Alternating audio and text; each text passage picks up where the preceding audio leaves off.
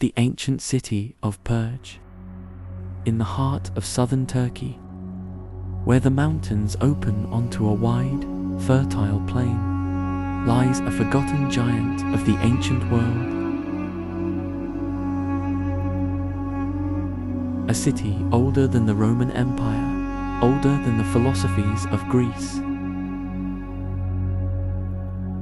Today, it is quiet, but once, this place shook with footsteps, trade, power, and prophecy.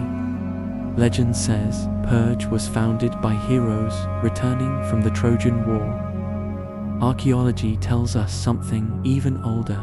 The first settlement began in the Bronze Age, at a time when the world had no written alphabets, and Anatolia was ruled by the Hittites. The Hittites called it Parha. People chose Perge's hilltop for protection, but as centuries passed, the city grew downward into the valley, expanding into a powerful center of culture and science.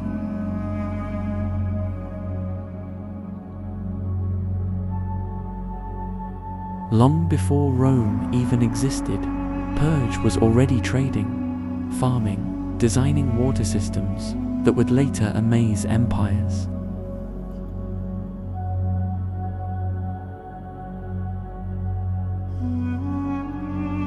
In 333 BC, something happened that changed everything. Alexander the Great marched toward Perge. Cities across Anatolia prepared for battle.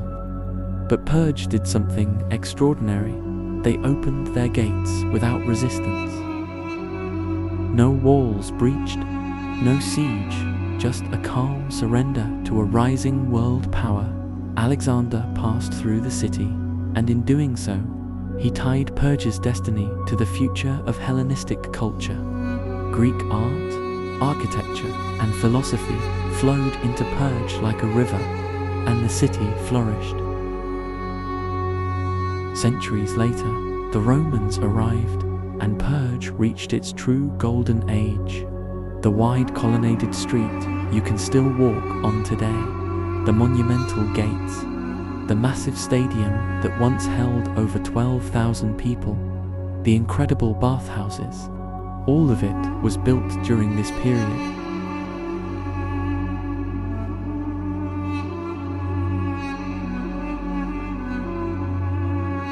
But Perge's greatest achievement wasn't stone, it was water. The engineers of Perge created one of the most advanced water systems in the ancient world. Channels carved with near-mathematical precision, water flowing perfectly through the city, feeding fountains, baths, and even a cooling system that kept streets comfortable under the burning sun. This wasn't just a city, it was a masterpiece of planning, a place where architecture met imagination, and the ordinary became extraordinary. But Perge's story isn't only about empires and rulers. In the 1st century AD, 2 travelers entered the city, Apostle Paul and Barnabas. The book of Acts tells us they came to Perge on their first missionary journey.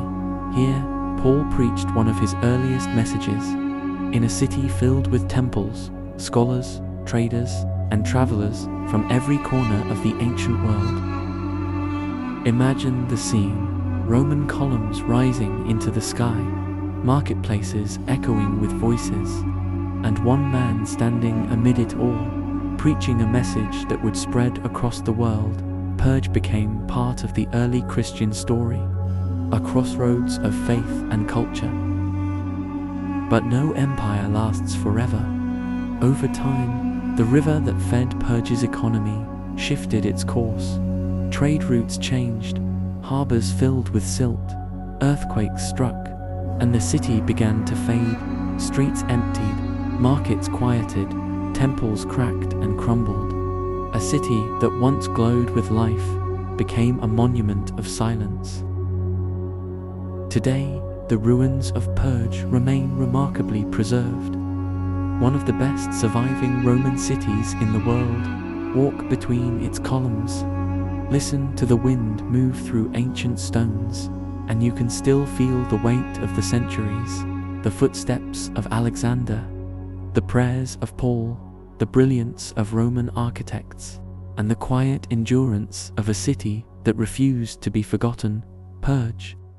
The 4,000-year-old jewel of Anatolia, still standing, still watching, still alive in the stories we tell.